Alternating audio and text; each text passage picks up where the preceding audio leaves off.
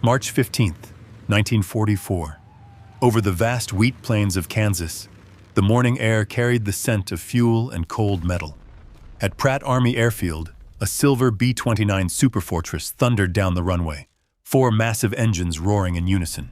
Then, without warning, the right inboard engine erupted in a sheet of orange flame. Inside the cockpit, Captain Ray Donnelly shouted to his crew, his voice drowned by the rising roar of disaster. "Fire! Engine 3!" Black smoke poured from the cowling as the propeller spun itself into molten blur. The temperature gauge hit 600 degrees and rising. Donnelly cut the mixture, hit the fire suppression switch, but nothing happened. The extinguishers could not reach the source of the blaze. Through the cockpit window, he saw aluminum melting, the wing beginning to sag. He ordered evacuation. 11 men scrambled from the bomber as fuel lines ignited and the aircraft collapsed in on itself, a $600,000 inferno dying in its own smoke. This was not Japan, not even combat. It was Kansas, and the 4th B-29 to burn that week. Across the state, at Smoky Hill and Walker Fields, the same nightmare repeated itself. Engines catching fire on the runway, exploding before they ever left American soil. The R-3350 duplex Cyclone, a masterpiece of power on paper, was destroying more planes than the enemy ever could. Out of the first 175 B-29s delivered, 16 were gone, 47 badly damaged, and more than 1/3 grounded by catastrophic engine failures. General Henry Hap Arnold, commander of the Army Air Forces, stared at the numbers in disbelief. The B-29 was his promise to Roosevelt, his key to bringing the war home to Japan, and now the most expensive program in American history, costing more than the Manhattan Project itself, was burning before it ever reached the Pacific. Every engine that failed meant not just lost machinery, but dead crews, shattered confidence, and a schedule collapsing under its own weight. Engineers at Boeing blamed Wright Aeronautical. Wright blamed Boeing's cowl design. NACA, the nation's most advanced research body, ran tests in their wind tunnels and concluded that the problem was thermodynamic limitations. Translation: nothing could be done in time. The front cylinders ran cool while the rear suffocated behind them, starved for airflow, cooking themselves alive. They widened intake ducts, expanded oil coolers, reshaped baffles, all useless. Pilots called the plane the flying furnace. Mechanics prayed before every run-up. Hap Arnold faced an impossible truth. The bomber meant to end the war might instead consume his airmen on their own runways. In every hangar, the smell of scorched magnesium became routine, and yet production lines kept turning, churning out bombers faster than anyone could keep them from burning. America had built the most powerful engines in the world, but not the wisdom to keep them alive. And somewhere between the endless tests, the smoldering wreckage, and the silence of overworked engineers, one question began to haunt the men charged with saving the program. If the nation's brightest minds, armed with every resource of science, could not stop these engines from self-destruction, who possibly could? 900 miles away, far from the laboratories and the polished briefing rooms, a man named Frank Valen was tightening a water valve in a half-frozen basement in Cleveland, Ohio. He was 38 years old, stocky, quiet, and practical. Frank had spent half his life crawling through old houses, fixing pipes that refused to behave, learning how flow worked not from textbooks but from experience. He'd left school in the 7th grade to help his father's small plumbing business survive the Depression. And from those years came a single truth he never forgot. Water doesn't care what you want. It takes the path of least resistance. By the winter of 1943, the war had pulled men from every trade into service, and Cleveland's factories were humming night and day. Frank wanted to do his part. Too old for combat, he signed up for mechanical work at the Curtiss Wright plant in Kansas, never imagining he'd end up tending engines meant to burn across the Pacific. When he first saw a B-29 up close, He couldn't believe its scale. Polished aluminum stretching longer than a city bus. Each of its 4 engines a maze of valves, ducts, and cylinders more complex than any boiler system he had ever seen. Yet when he opened the engine cowling and felt the heat radiating from the metal even after shutdown, something about it felt familiar. The problem wasn't magic or mystery. It was flow, or rather, the lack of it. In his world, when water refused to circulate, it wasn't because it was stubborn. It was because someone had trapped it, forced it through spaces too narrow to breathe. Standing under the giant radial engine, he saw the same mistake repeated in metal. Air meant to cool, the rear cylinders had nowhere to go. The front cylinders took everything, leaving the back to suffocate. The airflow, like a clogged pipe, stagnated until it turned into heat. As the weeks passed, the hangar smelled perpetually of burnt oil and frustration. Mechanics cursed the engines. Engineers visited from headquarters, clipboards in hand, writing down temperatures that kept climbing no matter what they changed. But Frank didn't see numbers. He saw a system that wanted to move but couldn't. One night, after yet another training bomber came in with an overheat warning, he stayed behind after his shift, walking slowly around the engine as the others left. The floor was littered with wrenches and coffee cups, the silence thick except for the ticking sound of cooling metal. He traced the path of the air with his finger, from the front intake to the baffling between the cylinder rows, to the narrow dead zone at the back where the fires always started. The air came in strong, hit resistance, and died. He'd seen that before, in the old apartment building on East 57th, where the third-floor radiators never got hot because the water took the easy route through the lower floors. The solution back then had been simple: a bypass pipe, a small detour that encouraged flow where it refused to go. The idea hit him so fast, it almost embarrassed him. Could he do the same thing with air? Could a few redirected ducts force cooling where nature refused? It sounded absurd, turning an aircraft engine into a plumbing job, but the more he thought about it, the more it made sense. He borrowed a pencil from the tool bench and started sketching on the back of a maintenance form. His drawing was crude, just arrows, circles, and a few handwritten notes. Redirect air here, low resistance path, rear cooling. It wasn't elegant, but it didn't need to be. The principle was what mattered. Air, like water, had rules. It would follow the easiest way out. All he had to do was give it one. He folded the paper, slid it into his pocket, and turned off the lights. The hangar went dark except for the faint glow of a single work lamp still burning near the engine, illuminating the blackened metal that had defied the best minds in America. Frank Valen wasn't a scientist, and he didn't know if his idea would even make sense outside of plumbing. But as he walked out into the cold Kansas night, he couldn't shake the image of those trapped cylinders, glowing red in the dark like pipes ready to burst. The thought came quietly, almost as a whisper. What if the key to saving the world's most advanced bomber wasn't more power or money, but simply giving the air a better way to flow? For the next 3 days, Frank Valen couldn't let the idea go. While others went home to their families, he stayed behind after every shift, pacing the hangar floor, replaying the heat maps in his mind. He wasn't trying to outthink the engineers. He just wanted to stop seeing those burnt pistons piling up on the workbench. To him, it wasn't about theory. It was about flow, pressure, and direction, the same principles that had kept houses warm and pipes clear for 20 years.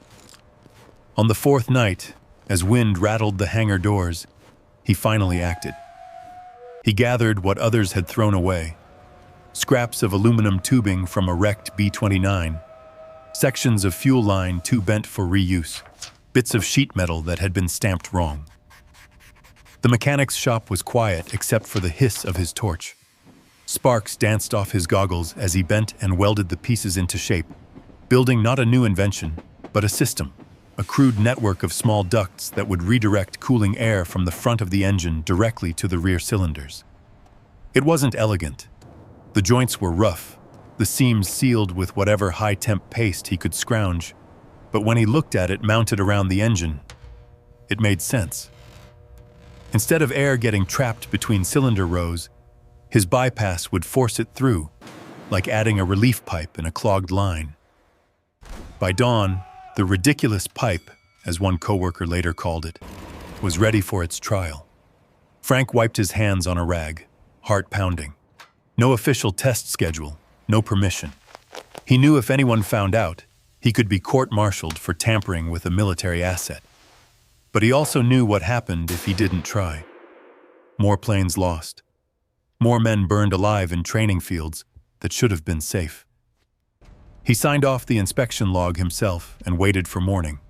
When the engine roared to life, the gauges told the story.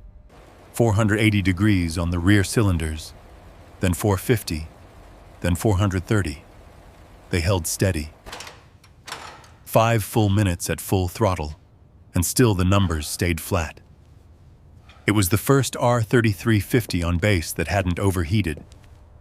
Frank just stared, half expecting the needle to suddenly jump, but it didn't. He'd done it. Then came the shouting. A maintenance officer, hearing the test, saw the unauthorized modification and went white with fury. "Who told you to change a classified engine?" he barked. Frank tried to explain, but the words sounded foolish even to him. "I just redirected the air." Within an hour, he was sitting in front of Major Donald Peterson, chief of maintenance, hands black with soot, explaining that he'd used plumbing logic to fix a $1 million engine. Peterson was livid. "You realize you could face charges for this?" he said. Frank nodded. "Yes, sir. But that engine ran 60 degrees cooler. If we can keep that up, those fires stop." The major stared at him, torn between discipline and disbelief. "You're not an engineer," he said finally. "No, sir," Frank replied. "I'm a plumber. That's why it worked." There was silence. The numbers didn't lie. 60 degrees cooler, sustained full power, no heat spikes. But procedure was procedure. Peterson suspended him from duty pending investigation. Yet that night, as he reviewed the temperature logs, he hesitated before writing his final report. He'd seen every failed fix the engineers had tried, and none had delivered results like this. He marked the data anomalous, folded the papers, and sent them up the chain anyway, attaching a short note. Mechanic modification, significant temperature reduction, recommend evaluation. Frank spent the next few days waiting for the hammer to fall, expecting MPs to show up at any minute. Instead, a telegram arrived with orders. "Report to Wright Field, Dayton, Ohio, immediately. No details, no explanation, just a date and a flight number." When he asked the sergeant handing it to him what it meant, the man shrugged. "They want to talk to the guy who broke the rules and made the engine behave," he said. Frank packed his tools into an old canvas bag and boarded the transport the next morning, not knowing he was heading straight into a room full of the country's top engineers, the very men who had spent months failing to solve the problem he'd fixed with $6 of scrap pipe. As the plane climbed into the gray Kansas sky, he stared down at the empty airfields below, where scorched bombers sat waiting to be written off. Somewhere out there, he thought, hundreds of crews were counting on someone smarter to keep their engines alive. He wasn't sure he qualified, but the numbers on that gauge wouldn't leave his mind. 60 degrees cooler. Maybe, just maybe, it hadn't been luck. And if he was right, the next conversation he faced wouldn't be about punishment. It would be about changing how America kept its bombers flying. When Frank Valen's transport landed at Wright Field in Dayton, Ohio, he expected a disciplinary hearing, maybe even a lecture on military regulations. Instead, an officer escorted him to a conference room lined with chalkboards, diagrams, and men in uniforms and lab coats. There were 12 of them, engineers from Boeing, Wright Aeronautical, and the National Advisory Committee for Aeronautics. The air smelled of coffee and authority. Frank was told to sit at the end of the table. His hands were still rough from engine grease. Theirs were covered in equations. On the table before him lay the temperature logs from Kansas, highlighted in red ink. Rear cylinder, 60 degrees reduction.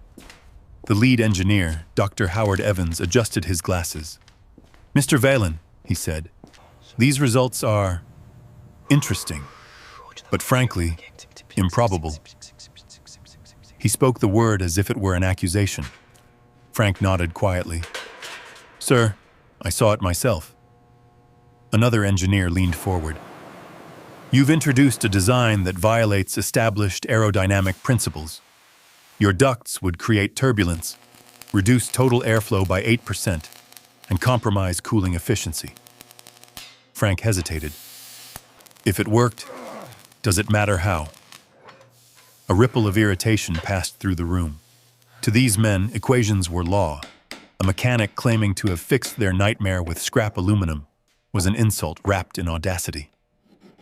The meeting might have ended there, if not for the heavy door opening behind them. The sound of boots echoed across the floor. Colonel Curtis LeMay, commander of the B-29 program, entered without announcement, a cigar clenched between his fingers. Everyone stood. LeMay glanced at the logs, then at Frank. "You're the man who made the engine stop burning?" Frank tried to find the right words. "I'm the one who changed how the air moves, sir." LeMay took a long draw of his cigar. "Explain." Frank rose and pointed at the engine diagram. The rear cylinders weren't cooling because the air couldn't reach them. It got trapped behind the front row. So I gave it another path, forced it through, like plumbing. You add a bypass to get pressure where you need it. The room was silent except for the scratch of LeMay's lighter. One of the engineers interrupted. "With respect, Colonel, this modification introduces unnecessary turbulence. It's fundamentally unsound." LeMay looked at him. "Unsound? For 20 months, your sound solutions have set airplanes on fire. This man fixed one in a night." The engineer tried to respond, but LeMay raised a hand. "Don't talk to me about soundness. Talk to me about results." He turned back to Frank. "Your engine ran cooler for how long?" 5 minutes at full power, sir. Maybe more. We shut it down to Kahatuma. Check the readings. And no rise in temperature? None. LeMay stubbed out his cigar. "Then we're done debating. You're all going to build this modification and test it properly. 20 days. Not 20 months. 20 days. The engineers looked stunned. Evans spoke carefully. "Colonel, production changes of this magnitude require—" "They require orders," LeMay interrupted. "You have them." He turned to Frank again. "You'll stay here as technical consultant. These gentlemen will have questions. You'll answer them." Frank's voice was barely above a whisper. "Yes, sir." LeMay paused at the door.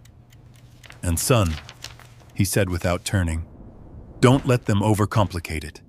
Sometimes the best fix is the simplest one." When the door closed, the room remained silent. Frank could feel every eye on him, some hostile, others merely stunned.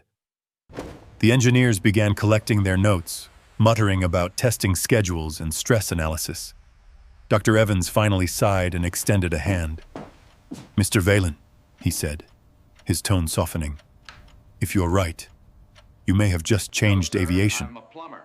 That's why it works. Frank didn't know what to say. He wasn't chasing history. He just wanted those fires to stop.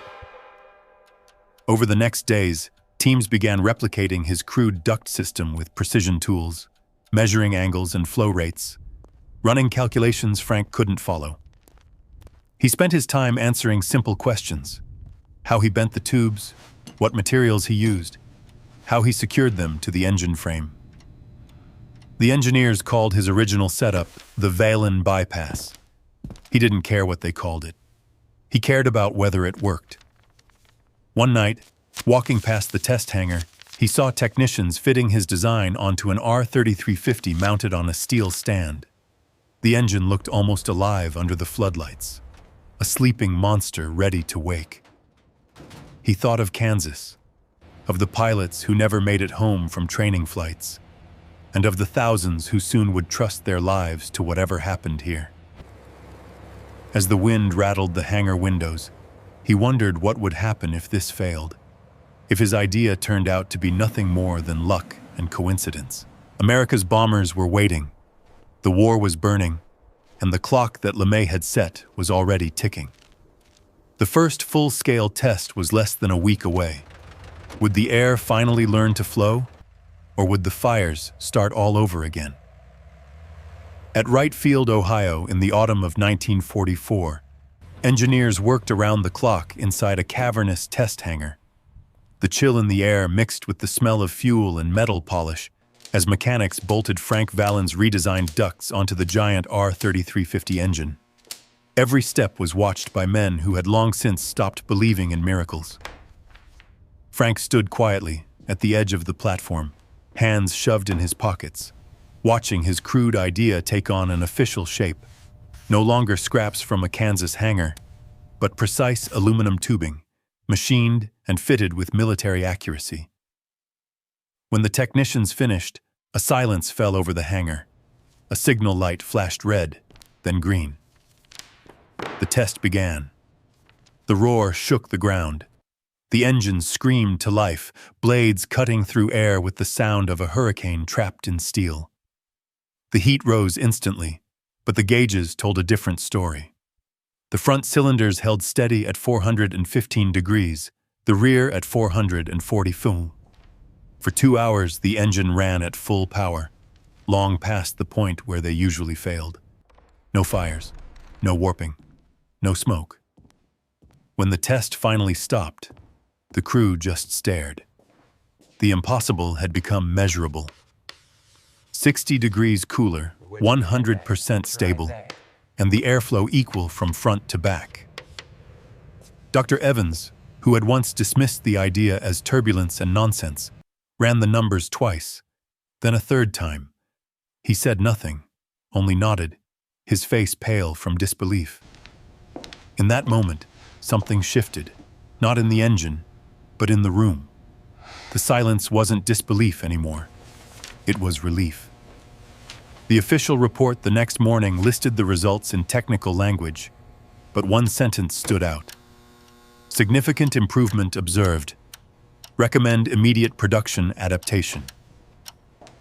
Within days, LeMay signed the order to install the Valen bypass cooling system in all future B-29s. Boeing received the blueprints on October 30th. Factory lines adjusted overnight. Workers in Wichita, Seattle, and Marietta began bending and riveting ducts to the new specifications, unaware that the change they were implementing came from a plumber's hands.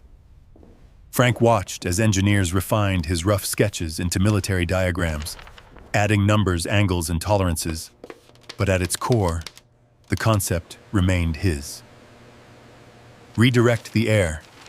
Guide it. Don't fight it. By early November, the first modified B-29s rolled out of assembly. They looked identical from the outside, but inside, the engines now carried something invisible, an idea that turned chaos into control. One of those planes, the Lucky Liberty, was chosen for the field test on Saipan. The mission would push the modification to its limit, a 9-hour round trip to Tokyo. On the morning of the flight, mechanics checked each engine 3 times. Pilots ran their fingers across the cool metal cowling as if touching a lucky charm. Frank wasn't there to see it. He was still in Dayton, reading the telegram that simply said, "Test underway." Hours passed like days. Then, as the last light of evening filtered through the windows, a second telegram arrived. All 4 engines nominal, no fires, temperature constant. He read it twice, unsure whether to laugh or cry. The impossible had crossed an ocean. Over the next weeks, reports poured in from the Pacific. Fires dropped by more than 80%. Mission aborts fell almost to zero. For the first time, pilots flew long-range missions without the fear of watching their wings catch fire. Crews began calling the new fittings Valen ducts, a nickname that spread faster than any official term. To the mechanics, it was more than a part. It was a charm, a quiet reminder that someone back home understood what they faced. In one of the first combat missions after the modification, a pilot wrote in his log, "Engines ran cool the whole way. Feels like flying a new airplane." By December, the transformation was complete. The bombers that had once burned over Kansas now climbed steadily over Japan, their engines purring at cruising temperature. On the ground, Japanese observers noted a chilling change.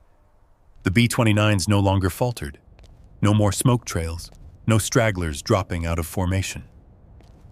A captured intelligence officer later wrote that this was the moment they realized the air war was lost, not because of firepower, but because of reliability. In the US, production continued at full speed. More than 2,000 B-29s were equipped with the new system within months. General Arnold received the updated statistics. Before the modification, 22 planes lost to engine fires each month. After, only 4. Each aircraft carried 11 men. The math was simple, but the meaning was vast. Hundreds of lives saved, thousands of missions completed. And for Frank Valen, who still wore his grease-stained overalls, the numbers didn't feel like statistics. They felt like breath, like flow. Every plane that landed safely was proof that sometimes solving a global problem began with understanding a local one. The air had finally learned to move. The fires had stopped. Yet even as success spread across the Pacific, Frank felt a quiet distance from it all. His name wasn't in the reports. His face wasn't in the photos of smiling crews, and he didn't mind. He'd done what he came to do. Still, as the war neared its end and the headlines shouted victory, a single thought lingered in his mind. When the killing stopped and the medals were handed out, what would become of the people who built the quiet fixes that made victory possible? Would anyone remember the plumber who taught air to flow? The summer of 1945 arrived heavy with heat and anticipation. Across the Pacific, American bombers now roamed the sky unchallenged, engines humming with a steady confidence that hadn't existed a year before. The firestorms over Tokyo, the long flights to Osaka, even the atomic missions that would end the war, all of them relied on engines that no longer betrayed their crews. In Dayton, Frank Valen was preparing to leave the service. The orders were simple. His contract had ended, his contribution logged, and the war, for all intents and purposes, was won. When he arrived at the discharge office, a colonel in pressed khaki met him at the door, a small velvet box in his hand. Inside gleamed a bronze medal, the Army Commendation Medal, for innovation in technical service. "You saved a fleet," the colonel said, smiling. "You'll want to keep this." Frank shook his head gently. "No, sir," he replied. "Give it to the men who flew those missions. They're the ones who faced the fire." The colonel frowned. "Mr. Valen, do you understand what your work accomplished?" Frank looked down at his calloused hands, the faint smell of oil that never seemed to wash off. "I understand perfectly," he said quietly. "I just fixed a cooling problem. That's my job." He signed his papers, tucked his worn wrench set under his arm, and boarded a train bound for Cleveland. There was no send-off, no ceremony, only the rhythmic clatter of the tracks beneath his feet, and the knowledge that somewhere above the clouds, thousands of engines were running smoothly because of a plumber's touch. Back home, the war faded into stories. Factory work slowed, families rebuilt, and the world turned toward peace. Frank reopened his plumbing business, fixing boilers, unclogging drains, and replacing rusted pipes in the same old neighborhoods. He never mentioned the war to his customers. To them, he was just another tradesman, dependable, quiet, and always on time. Years passed.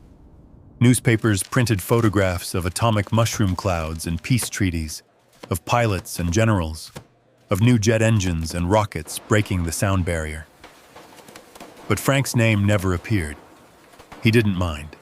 He had his work, his family, his small garden, and the unspoken satisfaction that somewhere out there, air still flowed the way he'd taught it to. By the 1960s, the technology had evolved beyond recognition. Jet engines replaced pistons. New alloys replaced aluminum. Yet engineers studying airflow and thermal management still used the same concept Frank had discovered, the principle of directed flow. Cooling ducts in jet turbines, ventilation systems in spacecraft, even the thermal loops aboard NASA's orbiters owed their efficiency to the same idea. When flow resists, give it a better path. By 1982, Frank was 76. His hair had gone white, but his hands were still steady enough to twist a pipe wrench. That winter, he passed away quietly in his sleep. His obituary in the local paper was brief. Franklin J. Valen, plumber, World War II mechanic, beloved husband and father. There was no mention of engines or bombers or the lives his idea had saved. But at the funeral, as the church bells tolled and his family gathered, a man in a weathered blue uniform stood at the back. He was in his 60s, his face creased by time and sunlight. After the service, he approached Frank's son, holding a small envelope. "I flew B-29s in the Pacific," the man said softly. 35 missions. My crew came home because our engines never caught fire. I've spent years trying to find the mechanic who built those ducts. I just wanted to say thank you." Frank's son stared at him, surprised. "My father never said a word about that." The veteran smiled sadly. "That sounds like him." He placed the envelope on the pew and left without giving his name. Inside was a single line written on faded stationery, "To the man who kept the fire out of the sky." Decades later, aviation historians studying post-war engine design rediscovered Frank's contribution, buried in old technical memos, unnamed but unmistakable. His bypass cooling layout, drawn in pencil on a scrap of maintenance paper, had become standard across modern propulsion systems. The Pratt & Whitney F-135 engine powering the F-35 Lightning II used a refined version of the same airflow logic. The International Space Station, orbiting 250 miles above Earth, circulated coolant through loops that operated on his principle. No one called it the Valen system anymore, but its spirit lived in every turbine and every spacecraft that stayed cool under pressure. Sometimes the greatest revolutions in history don't come from laboratories or drawing boards, but from a single person who refuses to accept that good enough is good enough. Frank Valen never thought of himself as a genius or an inventor. He was a man who looked at a deadly problem and saw something simple: a blockage, a choke point, a flow that needed guidance. In war, that small truth saved thousands of lives. In peace, it became part of how humanity moved forward. As the years turned and new generations flew higher, faster, and farther, his lesson endured quietly within the machinery that carried them. Flow will always find the easiest way, but only if someone cares enough to build it one.